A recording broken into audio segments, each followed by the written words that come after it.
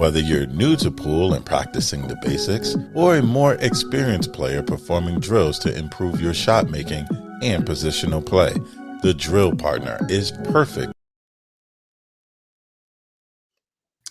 Well, I got to tell you, Mike, it's great seeing that intro video and seeing that picture of you with your Hall of Fame thing and, the photo and the jacket. I know it just gets I you can't fired tell up. you how can't tell you how close I came to wearing the green jacket yesterday for our interview with Emily, just so she knew who was boss. There you go. I told you, man, you got to pull rank sometimes. You know what I mean? Listen, you may be the top dog now, but you got to respect your elders, Mike. That's one thing that I learned growing up, So, Yeah, respect your um, elders, otherwise they'll slap you in the back of the head. yeah, that's true. Yeah, my mama would be like mid stride grabbing a branch off the tree, So, um, before we get going, I want to shout out to my daughter, dad moment here. She got fourth place, I think, in her spelling bee in her class. So not in her 20 kid class. I mean like her entire second grade Ah, class. So cool. yeah, proud of her. So and she's my Juliana. She's real reserved and shy. She's kind of like her dad in that it takes a little bit for her to open up, but once she does, she can get going. But I was happy to see her get out of her comfort zone and be on stage and you know what I mean, Yeah, doing that yeah. whole 9 yards. So It's congratulations to my baby.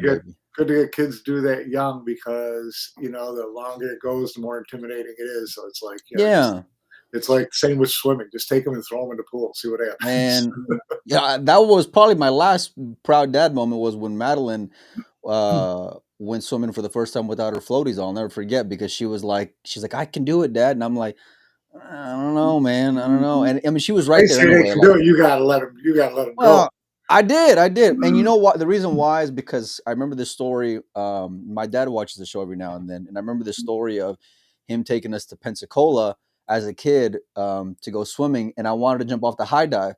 And the lifeguard said, well, you got to swim across the lap and back. This is like an Olympic size swimming pool. And so my dad told me, he said, man, you didn't even miss a beat. You just jumped on in head first and swam that lap. So I knew my daughter had her dad's fighting spirit in there. And, but I just here's the thing, when it comes to doing the show and all this, I remember whenever Joey kind of dipped out a few times here and there, I was like, man, I really want to keep the show going, but I was insecure about doing it by myself or just doing it in general without him. Cause he was kind of like that safety net for me. You know what I mean? I'd always done it with him. Yeah. And so just jumping on in head first and getting interviews and doing all this stuff, it's kind of similar. So I'm glad to see my girls get out of their comfort zone and, just jump on in the water, so to speak. So Yeah. we got a lot of stuff to dive into, Pinozo.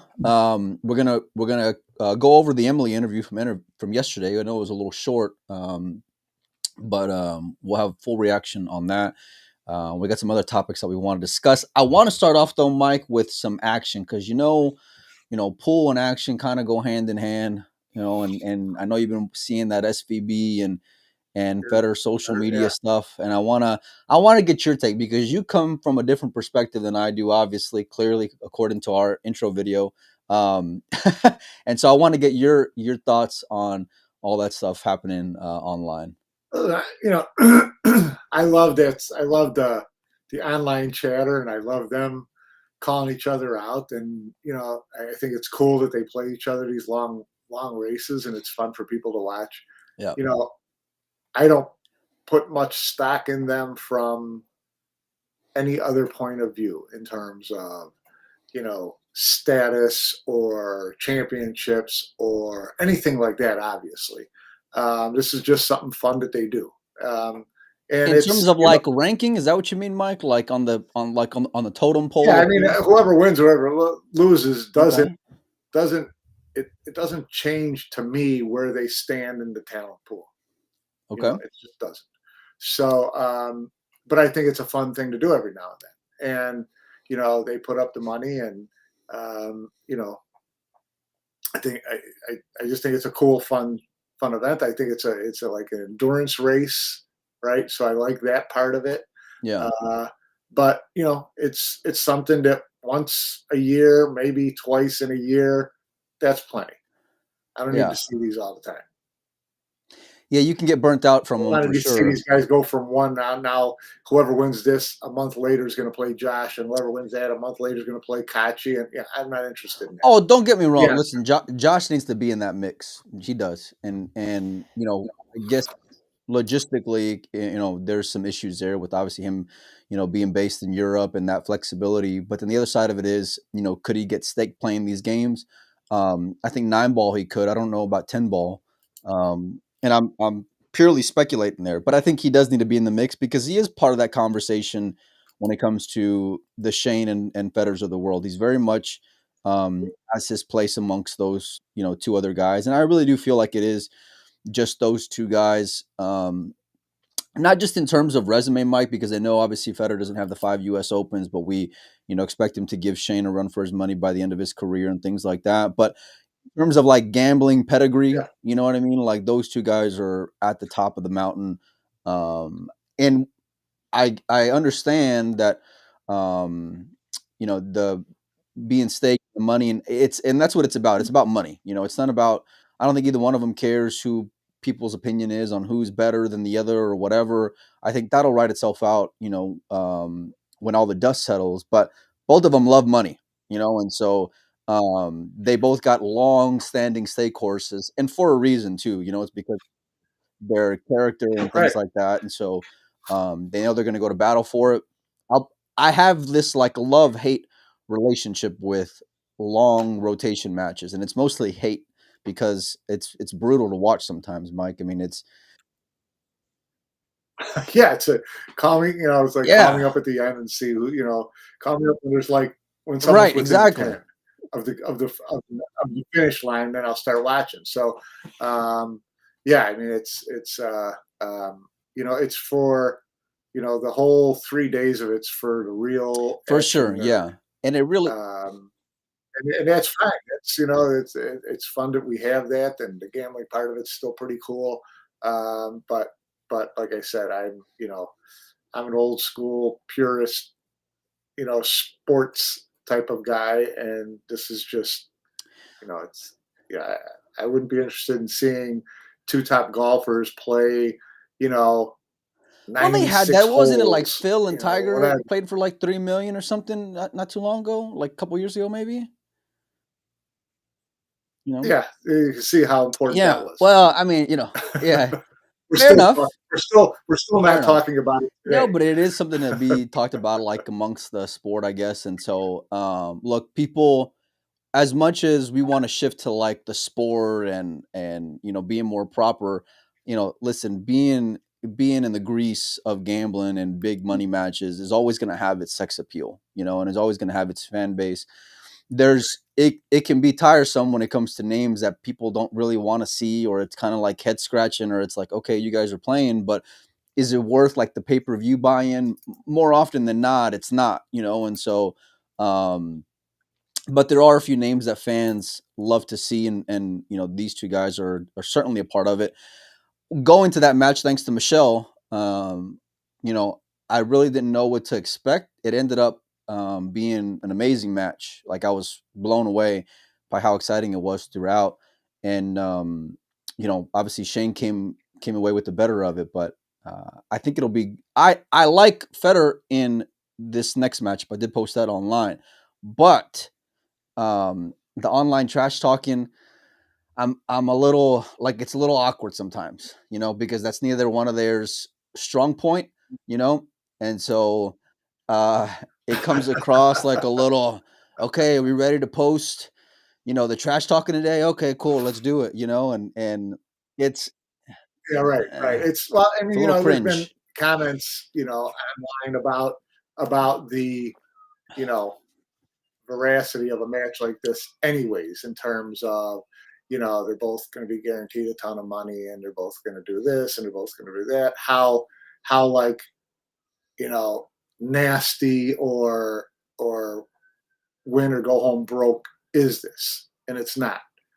And I think that kind of shows up in kind of the Yeah. banter, which is, let's get as many people interested in this as possible. I get that. That's fine. Oh yeah, I I mean don't have a Shane. problem with Listen, it. Shane's reaction to the social media post just shows how coordinated it was because Shane was very much on the lake and fishing, and they've been kind of like teasing a little bit over the last couple of months as far as them wanting to run it back and things like that. And look, while I agree, the players are going to get compensated for showing up at the door, but a lot of them, and especially if they like their side and if they're just thoroughbred degenerates, they'll go and try to parlay that money and put it back in the middle, And so I'm not going to hate on them from a business standpoint of getting compensated from their time, because they're very much deserving of it, and not many players are. Let's just be real about it, because they're just not box office and pay-per-view. But I do feel like like Jenny Ann says, the bark fests are better in person. I just like it when it's more authentic, and this doesn't come across that way. Yeah. I mean, I want two guys really not like each other, and they step into a room and they each pull their own money out of their pocket and they give it to someone in the middle, and whoever wins goes away with all the money, and whoever loses goes away broke. That's a real grudge money match. That I like. But this is this is Phil against Tiger. Who's Phil and who's Tiger? Doesn't matter. Oh, it matters, Mike. It matters. It's just the way the whole match is set up and the way it goes and all that stuff, to a certain extent. And I'm not trying to downplay it. I mean, these guys will both play their asses off to win, and they're both going to stay up for 97 million hours in a row, and that's brutal. So it'll be cool from that standpoint. But again, I just don't. I don't put a ton Federer of will have the swords betting it up. Shane will have John Mars betting it up. Yeah. And both of them get a pretty good slice of that money in the middle. Both camps like their horses. Both of them are thoroughbreds. I thought there was going to be times in that match where we were going to have Shane check out, because Federer, I thought, was going to run away with it. And oddly enough, the older of the two ended up having the most endurance and stole each day, every day at the end of the day. And so it's going to be a great rematch. I know both of them are going to be battling. Both of them like a healthy chunk in the middle. But, an announcement with them two together would have been just as compelling and more genuine than the chair of shame, as Shane put it. So, I don't know. We'll see. We'll see when they get it dialed in and pinned to paper, so to speak, Mike. And I'll be there for sure. Yeah, it'll be fun. It'll be fun. Lots of stuff yesterday, Mike, with the Emily interview, including the World Pool Masters and PLP. We're going to jump into it topic by topic, question by question. You had a lot of stuff just ready and lined up, and you had the bazookas out yesterday, Mike, just ready to fire away. Well, listen, I knew what it was going to be, which is, we were going to throw a lot of these topics out there, and we weren't going to get a lot of detail back. But the idea was to get some of these topics discussed, since we, basically accused them of being radio silent. And this at least gave an opportunity for players or fans to kind of see, okay, what's causing the hold up, what's on the agenda, what can we look forward to this year? What will she kind of guarantee in a broad spectrum, which still is more than we knew 2 days ago. I thought she was a lot more forthcoming than what I expected her to be. I wasn't. The radio silent part, it fires them up, because and I feel like they got a leg to stand on to some degree, for sure. But I think it's mainly because the other side just doesn't give us anything, Mike. At least on the record, and that ship is long sailed, and so I get it, and that's why, listen, I'd love to have on the other side, to be able to discuss it more, but for whatever reason, they ain't coming back on here. So, but kudos to her for being willing to come on. You lined it up pretty good, though. I gotta admit, we're in this group chat, right? And so let me give you guys a little bit of a backstory. We're in this group chat, and it's trying to coordinate between everyone and their times, and hey, can we do it this day or that day or whatever? And Mike's got a salon appointment, and Emily's jet setting across the world, and and so my colorist isn't available, at the whim. I got a whole so It's but Mike being the professional that he is, Mike's not one to ambush anyone. But at the same time, when Mike's got an agenda to or something to figure out, he's gonna sniff it out. And so kudos to you for being willing to ask those questions and being the true Hall of Fame journalist that you are, buddy. So but before we jump into all these topics, Mike, I want to talk about the PLP. She mentioned yesterday about it not being based off of rankings, and we were talking about it off air, but it's never been based off of rankings. And I kind of want to get your take as far as what players you think ought to be invited, what players you think are going to be invited. I know we're still, about a month away from that event, and we'll do more preview stuff on it. But yeah, so PLP is essentially a content generator fair for enough. them. Okay, this is something that you can, and a lot of these promoters do things like this. They put together these packaged deals of a bunch of different little short matches, and then you've got all your broadcast partners around the world that will pick up this part of it, pick up all of it, pick up a couple of matches, whatever it is. So it's purely a content play. So from that standpoint, it's never been based on rankings because you're trying to sell as many broadcasters on picking up part or all of this as you can. So so you're going to get the people who are a draw. You're going to fill in all your holes around the world to make sure that all the Bingo. territories are covered. You're going to find someone who's a hot topic. You're going to find someone, they had Sal in there and Semi Chen, and you get a couple of women players in there, and you get an Earl Strickland in there, and you get some of these people, and that's to attract eyeballs. You're gonna get these viral moments like the handshake. I get that. For the PLP, that's fine. The PLP is just like I said. It's about producing small bite programs, which is why guys play 6 million races to 5 over a 7-day period, and the total prize one's 100,000. Okay, it's not a big money event. So, but they grind through it.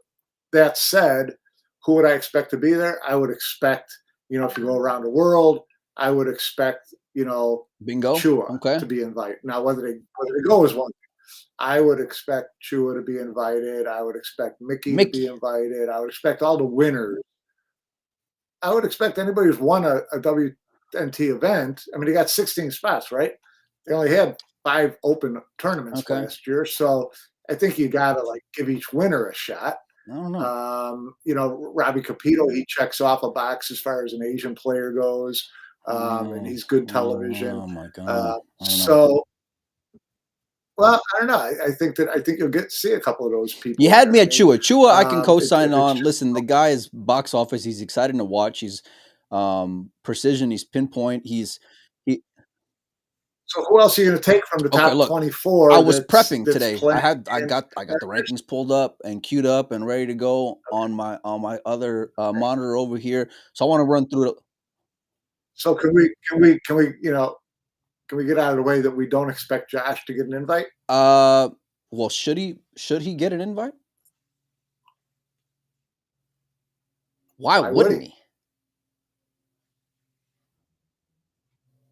Well, here's another thing. Would this be a WPA infraction? The PLP. It's an invitational, so it shouldn't be.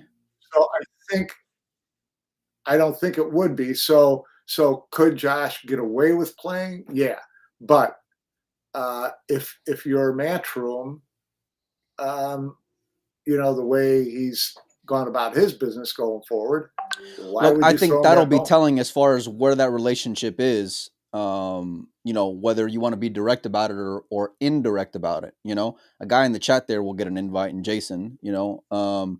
But Josh should get an invite. Whether or not he will get an invite is a different story. Listen, well, yeah, of course. If you're looking for the best players and good, it's not just that, because like I mentioned yesterday, you can be a solid player, you can be a great player, you can be world number whatever, but you got to be able to put asses in the seats. Josh puts asses in the seats. He's you're going to want to watch him play pool for whatever reason, whether you want to hate on the guy or love the guy. He's someone for sure. And look, I agree with you when it comes to that content side of it, because it is condensed races. You're looking for these exciting moments, these viral moments, these exciting shots, these fun shots, and it's a lot of pool. I mean, it's a lot of pool. Yeah. But a guy like Josh, for sure, I would. I don't know if some of these guys have the personality to warrant that. We mentioned yesterday. While I agree with you on Chua, yesterday I think a name was brought up, in AJ Manis. That's a kid with how exciting he is, up and coming that he is. I can make an argument for that kid, to be invited to an event like the PLP, because you see him as being the future. You can see him being the next big star. Even going back to Hanoi and his finish out there, in the way that he's been competing. Like, he's not just a guy with fluffed up social media numbers. He's got a big game. He's got a personality. He's got charisma. He's got all these things to back it up. And I feel like he would be a good name to be thrown into that mix. Another one like a Huang, Mike, because you're always going to try to include the Vietnamese market. Yeah, I mean, you're looking at markets. You're definitely for going to sure. put Huang in there. Probably, See, that's what I mean. Like, some of these guys with just not the biggest personality. I don't know if I mean, maybe I'd put Kachi in there before I'd put looking at the top 5, Mike. I'd put, for sure, you got to expect Federer to be there, because Federer's going to get invited to everything, right? Francisco, you can make an argument for him. The guy's exciting. He's playing solid. He was. You're talking about big personalities, and the next word you said was Kachi. That's fair. Okay, that's fair. Okay. What other guys would you? I mean, I love Kachi, and he is fun, and he is. Well, he kind of shed his skin a little bit at the Mosconi Cup. He was barking a little bit. Yeah, a little bit. Yeah, but that's a different animal. He's not going to be barking in a room with nobody in it against a player in a race to 5. Fair enough, Mike. Fair enough. Well, I mean, no one's gonna be standing on chairs when ain't nobody in the room. And that's the thing. So yeah, looking through some other names, Mike, you got to expect the Koch brothers to be there. SVB, Jason Shaw, I'm expecting to be there as well. We mentioned that. I mean, he's Mr. WNT, but like, I'm looking through these top guys, and I don't know. I mean, Well, here's another side of it. There's we've heard players say whether or not that they're kind of on the fence about going to Bosnia because of the window of opportunity to get visas and make their travel plans, things like that. So if you don't go to Bosnia for the European Open, you're not going to play in the PLP. No, so, for sure. You got whoever is playing PLP is for sure playing Bosnia. Right. So well, they're both in Bosnia, but and either way, it'd be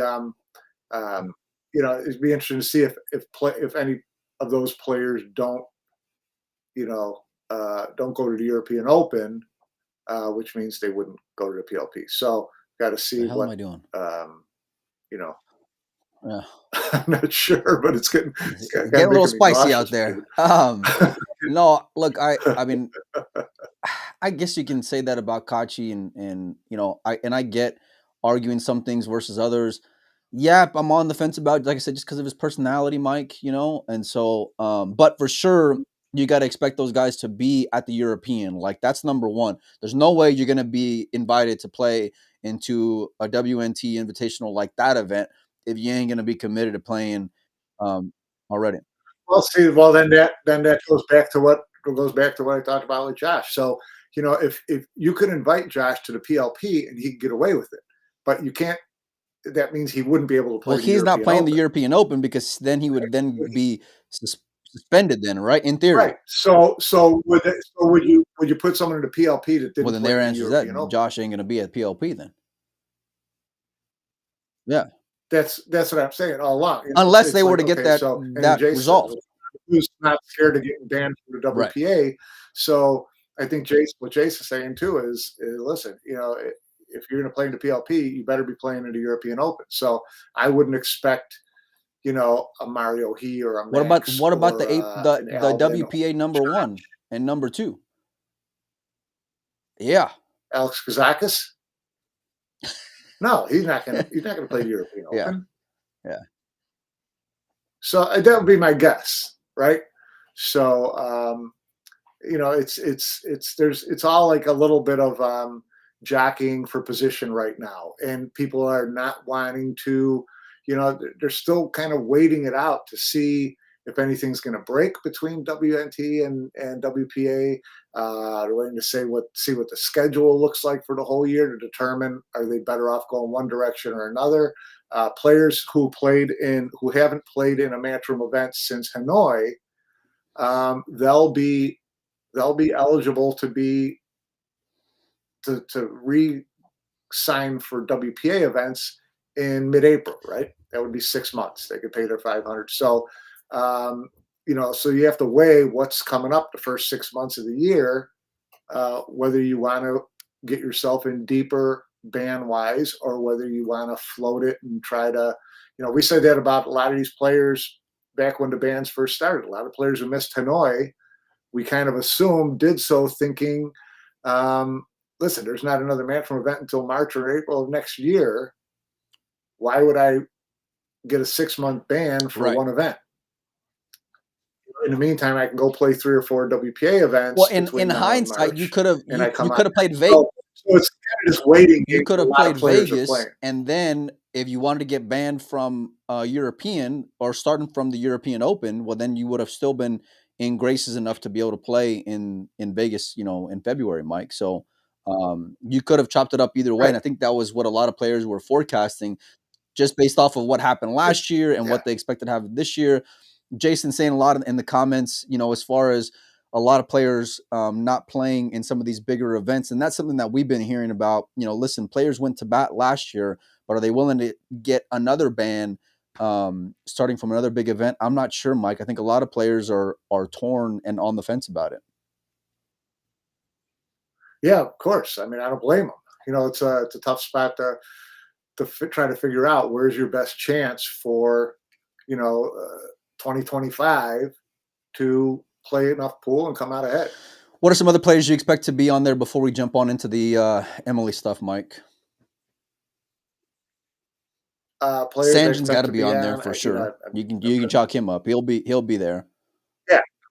From that market. Yeah, of course. That's what I don't. Some of these other guys, Kachi, I could still make an argument for him, Mike. I mean, he's his buddy.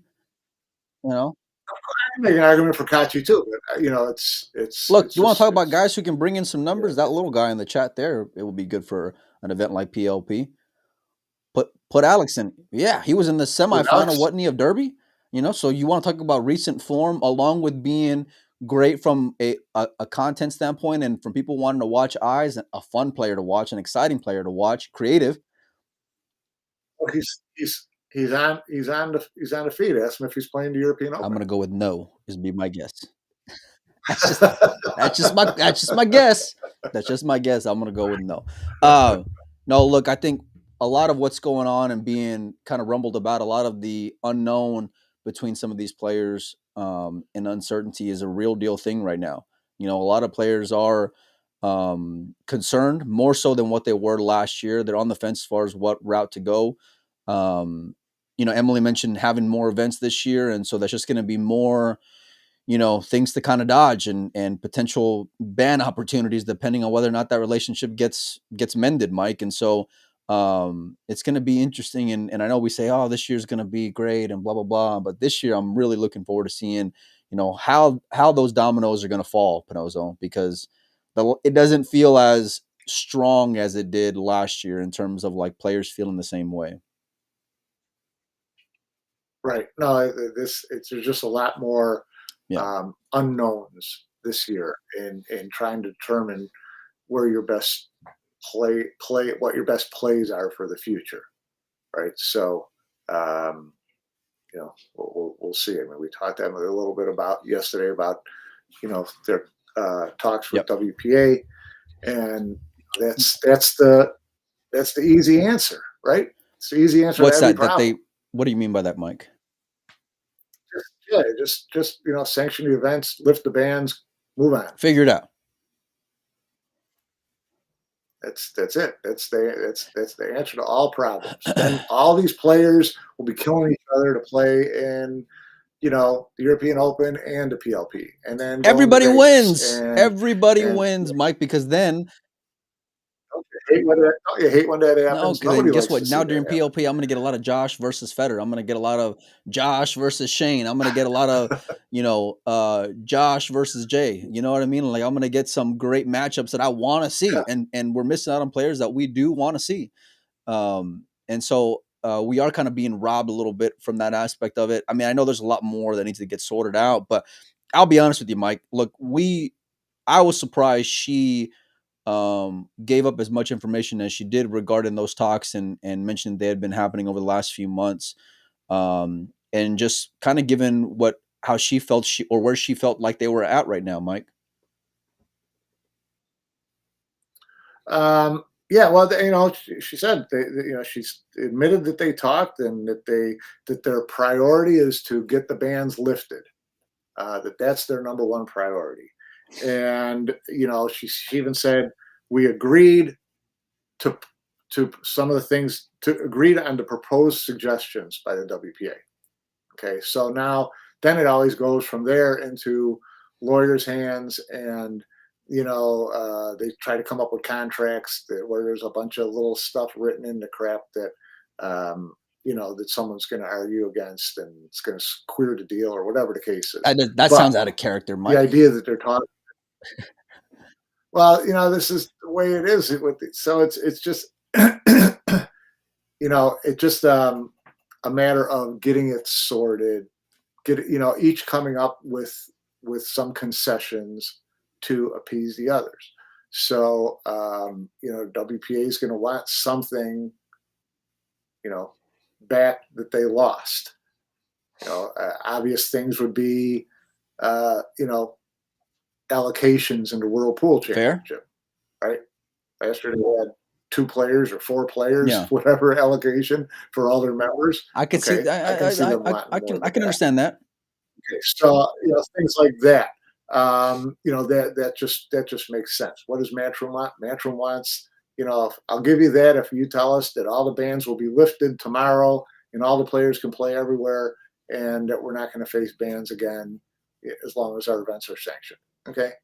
Now, if you take those 2 things and you can live with both of those 2 things, then everything else should fall into place. But we'll see. I mean, I don't know. I don't know if there's a timeline on this. She kind of hinted at that, Mike. That hey, listen, we got shit to do. Well, she kind of said there is no timeline from their standpoint because they've got to move ahead with what they're doing. Right. Regardless, they can't pump the brakes based off of them having talks. Business as usual with their. Yeah, they got to move ahead, business as usual with their plans. And what she said is players have to decide what their career is. Is their career with WNT? Is their career with WPA? Just make a decision and do what you think is best for you. And we'll just keep on with our events and let the chips fall where they fall. That's the only way she can play it. So, that makes sense to me. Yeah, I mean, look, I think it's a different position to take today than I think it was, 6 months ago. And I think that's where I'm going to be watching even more intently as to how everything's going to shake out if everything stays the course right now, like it is right now. Because like we're seeing in the comments there, and like we've been hearing, as far as players going a different route, I can understand that from some of them. And even speaking to some of these guys that were out there in Vietnam, there was a number of players that I saw in Vietnam that didn't play in Hanoi. When I was in Da Nang for the Perry, I spoke with a lot of guys who just took another plane out. And all these players, Mike, they all like to get as good a value as they can on their money and on their trips and all these things. And so that was the first time that it was really shocking to me. There was even players at the airport in Hanoi that were still unsure whether or not they were going to be playing in the Hanoi Open. Now, mind you, they're already in town, Mike. And that was kind of how, down to the minute it was for some of these guys as far as the decisions that they were making or not going to make. And so, yeah, I mean, look, obviously, you knew about some of these talks happening. She mentioned it. I get them having to just kind of move on and not hold up based off of figure it out. Yeah, I mean, listen, they've held up enough as it is, so you have another thing holding you up more. I see what Jason's saying about players have reached out to WPA and said, listen, If I commit to not playing in a WNT event, can I? He said that they're going to let players start playing in February. I don't know that I think that that's true. I don't know what February. What's February? Does that mean that they're going to play in Las Vegas? Las Vegas was an invitational field, right? No, I don't think it was, Mike. So I don't think the it was Las Vegas invitational. Open and the Predator tournament in Las Vegas. No, I don't think it was. And I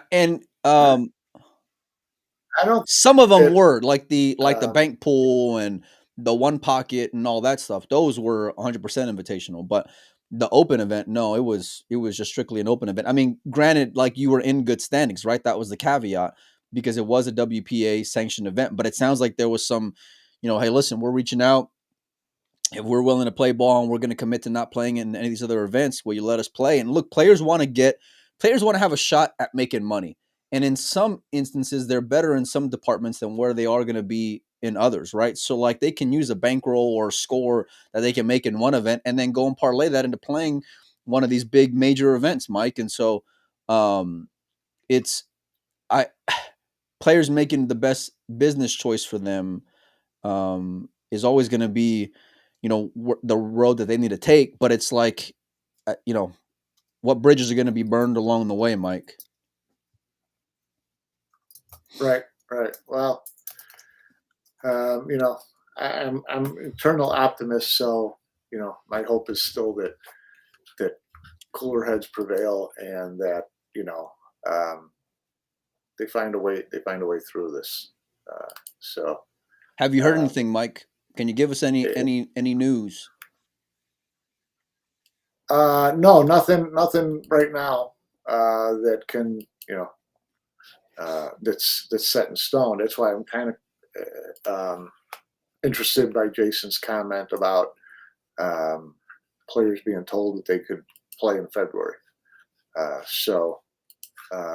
Because what I know of the WPA ban is that I don't think it's. I mean, they're very into all their procedures and amendments and votes and general assemblies and all that kind of stuff. So I don't think that someone could just say, "Yeah, pay the $500 right now, and we'll let you in February." I don't think that it's that easy with all the confederations they have around the country, around the world. But who said? Look, we'll see. I mean, look at this comment right here from Jay. I mean, he's saying it right there. You're going to be able to tell by that players list and who's on the bracket. Period. So who's on that list? Well, I mean, you can go to Predator And Pro. I thought he says that was straight from Ishan. Right, but I thought that list was out. That the player well, list let's was see. out. You can go to probilliardseries.com. By the way, the website's really fan friendly. To be honest with you, they got Vitali on the poster there. Let's see some of the names that are going to be on here that would have played Hanoi or some of these top guys that are more WNT. Vitali didn't play Hanoi, obviously. So Vitali didn't play Hanoi. No, but you want to talk about a guy who I would want to play in an event like PLP? He would be a guy. He would be a guy. I'm not saying the guy's got the most personality on earth, but he's got a strong game and he's playing really well. So I could see him playing in an event like PLP. Yeah. Let me see here, Mike. I'm going through the players list for the men's open event, and really, I'm not coming across anyone. It's all these same guys who have played WNT events in the past, who are known players of WPA events, like a Filler, Wu Kun Lin, Max Lechner, Gerson, Dennis Grabe, Alex, Albin. These are big names that are on this players list, but these are all names that we expect. I mean, these are all guys that we know. Right. So tell me someone who played in Hanoi. I'm not seeing anybody, Mike, is my point. It's all the Polish. I'm sorry? Is the list full? Is this? I mean, I'm not going to count them right now, but I'm guessing so. Yeah. Yeah. So that's what I'm saying. I don't know. Yeah. So I think that's and it is a WPA sanctioned event for that one. It says 126 players already registered. So there you go. Yeah. And then they say there's a waiting list on there as well. What happens when I click that waiting list? Oh no, it's just to put in your information on there. So there you go. I mean, Look, I think that's one starting point for sure. And you never know, that list may go and change, especially if they were told some, under the table type agreement and handshake to be able to play in these events. Because like Matchroom, Predator wants to have all the best, most box office players playing in their events. You can see that from their Bank Pool Invitational event or their one pocket match with Shane versus Filler. They're very aware of what brings eyes to their matches, Mike. Yeah. Yeah, no, of course. Listen, all the promoters want that. That's why, I think that I still think Predator is in a more of a position of strength than either they're using or In they're terms of letting what, Mike? on. In terms of putting some pressure on WPA to get this sorted with Matchroom.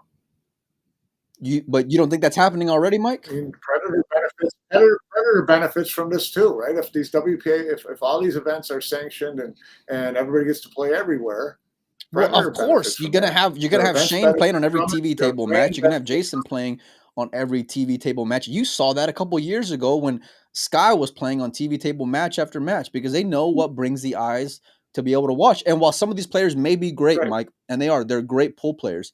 They're horrible to watch. It's tough to watch them play because they got no personality. They're not animated at all. They're very just stiff and robotic, and it's tough on the eyes. Yeah, well. What else you got, Mike? What were some other questions that we asked from Emily and some of the responses that we get? Let's dissect it a little bit. Well, we asked about things like things like new events. She said Okay. that there were definitely going to be at least that there would be new open events this year, and the return of the Spanish Open. So to me, she essentially said that there will be 2 additional open events from what we had last year. I mean, that probably means they watch the show, She Mike. That also makes it said, real awkward when we have guests on after they watch the show where we're talking a little bit of shit, Mike. Be a little awkward. we also asked about World Cup of Pool. She didn't commit to World Cup, but she seemed to sound like, I want to see the World Cup of Pool. So, are they working on the World Cup pool? World Pool Masters. I know I heard a rumor about the World Cup of Pool last year as far as it getting bigger and to kind of keep your eyes peeled for news that was going to be coming out. But like she mentioned, well, she said again yesterday, which she said 8 months ago, which was, when you see the news come out on it, you'll say, so that's what it was all about. So, but I can't hate on her for not wanting to put it out there until everything is signed, sealed, and delivered, Mike. You know what I mean? Like she mentioned not wanting to go back on her word, and I can understand that, Mike, not wanting to backtrack on it. So what you're saying is in a year and a half, there hasn't been an opportunity to sign, seal, and deliver a World Cup. Well, that's not what I'm saying either, Mike. But I mean, in terms of obviously the deal hadn't been made, or they would have gone forward with announcing it, right? Because that's a marquee event on their calendar, But I like the idea of, hey, listen, we want to make sure everything is taken care of before we make sure and don't look like we put our foot in our mouth. I don't have a problem with that. I do have a little bit of a problem with it taking this long to dot I's and cross T's. Well, let's bring her on back on the show, Mike. Can we shoot her a message? And well, I'm sure we can discuss it after we get tortured on WhatsApp. Okay. Let's keep on cruising along, Mike. What other questions did you ask Emily, and what were some of her responses? Well, again, about World Cup Pool and World Pool Masters, she seemed to indicate that they would both happen this year, but came short of saying that. We asked her about would one of the new open events be in the U.S. She didn't commit to that either. So, it's those kind of questions. The rankings, it's going to be interesting to see how the rankings play out. At what point, she wasn't going to talk about it yesterday, but I mean, at what point do players start dropping off of that top 100? Regardless of how many points they have, if they haven't played in like 5 events in a row, do they drop? Do they lose their status as a WNT pro? At what point does that? So, we know that right now Josh is still on the list. Josh is still high on the list. Josh got an invitation to the European Open. Josh ain't going to the European Open. So at what point does something like that, do you stop being part of the equation as Well, far as he's the on the ranking points WNT go? list, and I go to the website Because right now. He's number 8. right, right, of course he is. Of course, and like that's why he got an Right. invitation to the European Open.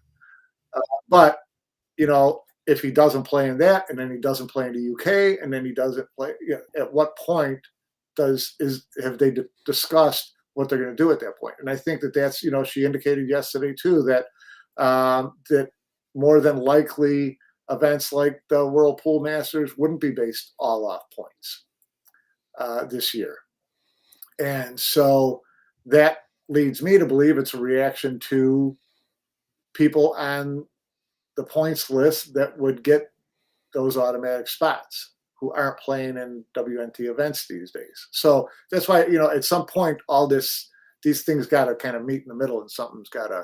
Well, you've already essentially, like if Josh isn't playing PLP or European, you wouldn't expect him to be playing in the World Pool Masters, right, Mike? I mean, and like Dom's comment in there about the World Cup pool being weird without top players. Listen, Moritz and Josh have won the event or came in second place, didn't they? So you would expect them to be a part of that. So them not being in there, look, sure. No disrespect to anybody, but a Thorsten Holman and Moritz team, I don't want to watch. A Filler and Moritz team, I want to watch. Does that make sense? So, yeah, of course it makes sense. So I'm not sure how the World Cup of Pool plays out. If they can, I don't know. I mean, I suppose you could try to make a way to structure it so that it's not a WPA, bannable event. Although I don't see how it couldn't be, because that would be an event that WPA would want to have its fingers on. Let me ask you this, Mike. So would Josh want to play in those events even if the ban was lifted?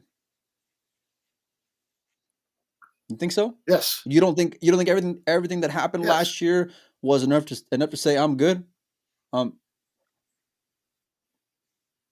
No. Josh is not going to want to turn down the opportunity to win another $60,000-$70,000 in a two-man team event where he gets all that television exposure for his brand. He's not an idiot. I mean, you don't puff your chest and walk away and say, I'm good. Is he good? He's 24 years old. Is he only 24 years old? There's a lot of money to be made for him. He might be a little bit older at this point. Yeah, he's probably older. He's probably 26, maybe something like that. But anyways, doesn't matter. Would he play? Absolutely. I don't know if it's absolute, but you would expect him to. Let's get him on the show and ask him. Look, I didn't go. I told you the reason why I wanted to go to Derby mainly was to talk to Josh. Now I'm going to be in Vegas. There's 100% guarantee I'm going to be in Vegas, and so whether or not he'll speak is going to be different, at least on the record about it. But I wouldn't be so surprised after everything that happened if he were to say, you know what, I'm gonna just play whatever I want to play. I'm all right, because he was already treated that way from a few months ago. He lost. I mean, it was a lot of money, Mike. So I wouldn't, like I said, I wouldn't be surprised. At the same time, those opportunities and avenues to build your brand and to make additional money, I get that as well. I'd imagine that there'd have to be some pretty, candid conversations that would happen before anyone's going out there wearing that WNT Pro patch once again on their jersey. So, I don't know, Mike. It's just a weird time, though. Again, So make it go away. I keep saying that until these guys listen and say, "Let's make it go away." So what do we got to do, Mike? You tell me. What's the game plan here? What has to happen? Yep. What has to happen? A contract's got to go back and forth where they both say, "Yes, I'll concede this, you concede that." Let's shake so you'd hands, imagine then by it not happening yet, and there has been conversations. Well, it's going to take time. Like I said, the WPA, it's a very Robert's rules. But the irony is, they all say the same thing in theory. They all say we want what's best for the players. We want what's best for the sport. We all want to have the best players. So all of them, in principle, want the same things. Fair? But They say that they want the same thing, but listen, the federation people, it's job protection, it's self-importance. I've got a lot of issues with a lot of them, obviously, but in the end, I understand some of their um, concerns about giving away things that they're supposed to have the power to do. So just that's why I said it's got to be some compromise, it's got to be some meeting in the middle, and then just say, okay, these events, we're going to sanction them now. Okay, the bans are lifted. From here at this point on, we'll stay out of your way, you stay out of our way, and we just go ahead. Players play can't we wherever all they just get want. along? You know? Yeah, I mean, So, I think it can still happen. It's not going to happen really, really fast. 'Cause like I said, it's such a structured organization with the WPA. They love their little meetings and votes and extraordinary assemblies and all those kind of words. And so, you've got to get people around the world to buy in on But why do they you think should that they lift the would want to bans. hold off to But see they're who getting goes who goes their direction this year, so that way they can have more leverage in those conversations later on? Do you think that they would be that petty or shrewd, depending on how you look at it? Well, of course. I mean, whoever's feels like they're in the power position is going to leverage that, right? But what that comes back to, and we talk about it all the time, is that those things are clearly not with the player's best interests in mind. Those kind of decisions. Those we've got power But they're not more above that, power though. I now, mean, so don't we're make going it to seem like demand they're more. like No. I think both sides can play that flex thing yeah. and have played the flex thing, and so it's just again, it's just a matter of put that stuff aside for a second and actually think about the players. And if you think about the players, the decision comes really easy. Okay, we'll give you some allotments for these tournaments. You lift the bans. We'll sanction the tournaments. Okay, when's the next tournament? And move on. It's to me, it's really not all that hard. You can have other arguments down the road about rankings and that type of crap, but the basic Well, thing who is cares? If listen, if you get the want to think play. that yours is more important than the other, don't acknowledge the other, and then just have your own parade. Who gives a fuck? Just be you and work hard to make sure your events are more prestigious or whatever. And I'm not talking to one versus the other. I mean, I'm just in general. But it's like, um, the players are going to decide which road that they take, which tournaments they play, and you're only going to have the best events, Mike, by having the best players there. You know, I want to see. I want to see Josh play in Hanoi because I want to see with that crowd and all those yelling and all the fans and all the energy in the room. I want to see how those players play under those type of conditions. I want all the best guys there, and everybody, if they think their event's going to be so great, they want to make sure they have all the best players there. Yeah, well, listen, we're preaching to the choir. We're talking to each other about wanting the players, to be thought of first, and that's pretty basic stuff. Yeah. What were some other questions you hit up Emily about yesterday, Mike, during our interview? I think that was most of them, right? I mean, yeah, we talked about WPA, we talked about Spanish Open, we talked about rankings, Prize talked about distribution, I think, was one of them, Mike. Now that I'm just trying to think in my head. prize distribution as well. What their thought process was there. She said they basically listened to the player that to fatten up the top 64 just a little bit and take it out of that 65 Getting paid like to $500, 128 basically. group. Right. Yeah, so that's $32,000 they dropped back into Right. the top 64. A third of that going to first place. So if that's what if they talked to enough players that thought that was more equitable and what they liked, that's fine. My concern was that it might cost them dead money in trying to fill out the 256 fields. Emily said she didn't think that was going to be an issue. We'll see. I mean, they didn't fill all the 256 fields last year, and that wasn't an issue, right? That was not, the guys from 96 to 128 got 500 back on a 250 entry. So, so we'll see whether that affects the total entry number this year. And if it does, then they're essentially adding more money to the pot out of pocket because they've Well, it's a guaranteed gamble for 200,000. sure on their side, because if they don't get that, if they Yeah. don't get them, every player that doesn't enter in out of that 256, they're basically paying their $250 that they're missing from that pot. Is that fair to say, Mike? So Yeah, it's right. it's definitely a roll of the dice on their end. Right. It's a roll of the dice, and hopefully in the meantime you've built your brand. You've got more. I think it depends on the market, though, Mike, sponsorship because deals. different. I think it depends on the market whether or not it'll get filled. Because some of them will, like the U.S. Open 750 always gets filled, and I know that they had qualifiers and stuff last year, but like that event, if they would just open it up to everyone, and I think that's where like their balance is versus trying to hold spots close to the vest versus for these top guys. They're going to have 256 in Sarajevo. Do you think? Is that what you're asking me? Yeah. What do you think? I don't. I think it'll be a good event, but okay. I don't think it'll be 256.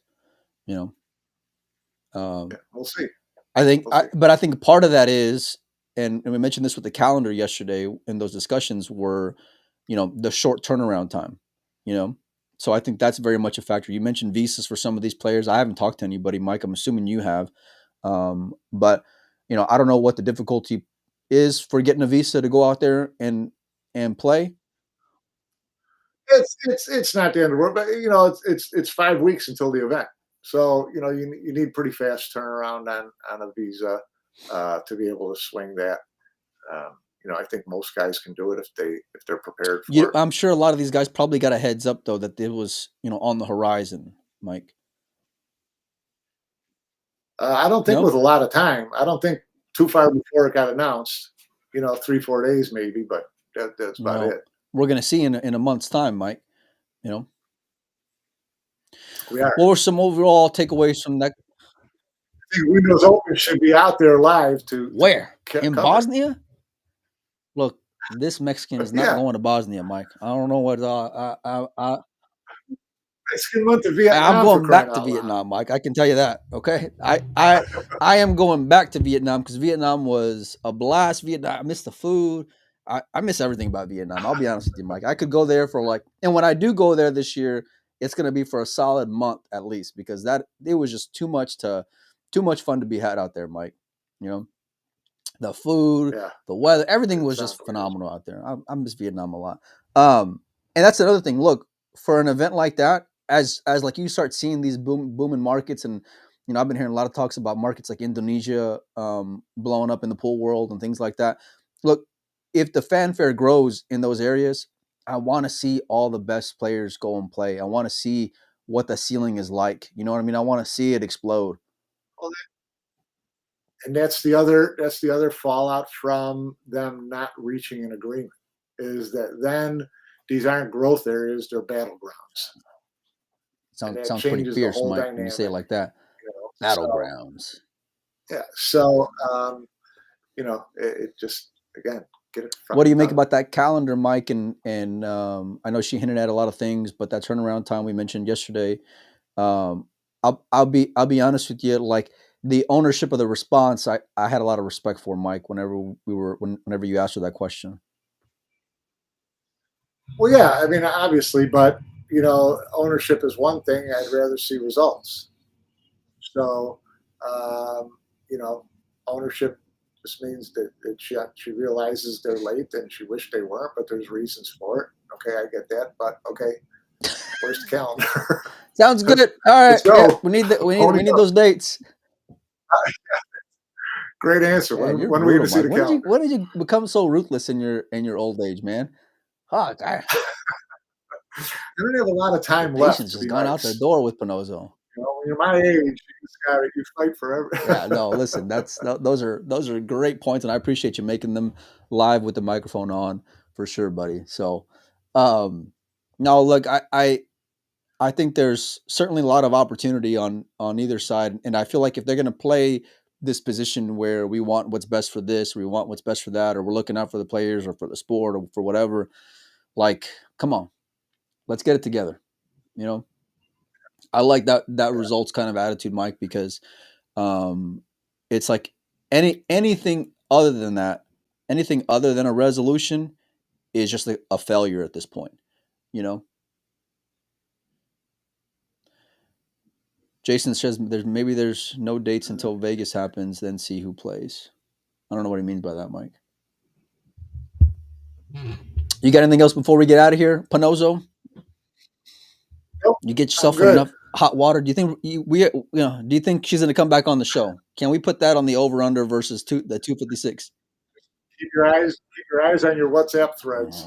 I don't know. I don't know. That shit might have sold already as well. No, look, I reached out to get Sanjan on the show, Mike, to see if we can get the kid on to talk about the Good. That'd be event fun. happening out in Bosnia. Look, there's That'd be fun. there's a He's lot excited. of the cool thing is when you get to speak to some of these guys, the pride that they take into having something on their homeland, it means a Yeah. lot to them.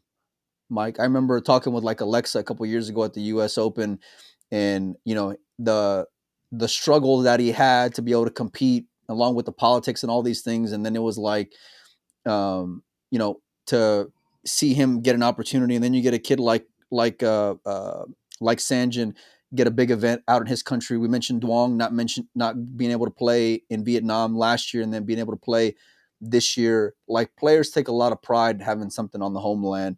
So it's cool to see that happen out there in Bosnia. You know, maybe Yeah. she waits to see Yeah. how jump ships and now. Who jumps ship and then announce the pick for the invitation? Which is But, smart. I wouldn't want to. You look. you know, It's gonna be embarrassing. You pick someone and they say, I ain't gonna play.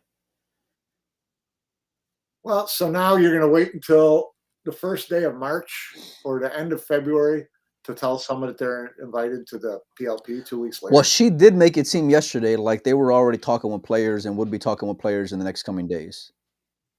Yeah. Yeah, of course they're already asking players. I mean, someone's got to make travel plans to stay that extra week. Someone's got, someone who might not go to the European Open unless they get invited to the PLP would still have to get a visa. So, it's all conceivable, but I just think, yeah, I'm just coming up with shit. 100%. I Wait, guarantee we see that a mile that. away, Jay. So next time Jason like chimes in real early in the program, let's just get it. Let's We just could hook him send a up. link anytime for sure. But there. Listen, while Yeah. I love the stirring of the pot shit, I do think that there's a lot of like where there's smoke, there's fire, Mike.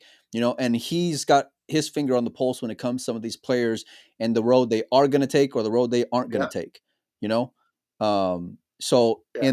in that regards, there's certainly some truth there. Now, where it's all going to shake out, we'll see. Let me ask you this, Mike, before we get out of here. Do you think any of this gets resolved before in the next 30 days or so? Really? Yes. I don't know Good. about How about good I enough, think Mike? in the Just next good 30 enough. in the next 30 days, we will know whether there's something to be, something good happening or whether it all went to shit. I do believe. Okay, and then my follow-up question would be: do you think something good's going to happen, or do you think it's all going to go to shit? Rolling the dice. Put the optimism hat off, Mike. Be real with me. Optimism is where that's a philosophy of life. That's the way you live your life. So I'm going to say, I'll go out on the limb and say, yeah, I think that it might not be perfect, but I think we come to some kind of agreement. It's definitely not going to be perfect if there is an agreement. That's for sure. Yeah. No, that's fine. That's what compromise is about. It's not perfect for me, or it's not perfect for you. It's perfect for us together. Jerry Stuckert says March 7th. Wonder what he means by that, Mike. That's when we'll know by? Okay. Is it the over-under? I'll take the under. I trust your side, Mike, more so. All right. Thanks, everybody, for hanging out. We'll have more shows coming up. yesterday was great. It was great to have Chanel, Lorraine on and talk about WPBA. It was great to have Emily on and talk about the WNT and all the Matchroom stuff. Jason says he thinks it will get settled. I hope it does get settled. There's a lot of stuff coming up on the calendar, and I want to see everybody there. So, anyhow, thanks everybody for hanging out with us, and we will see.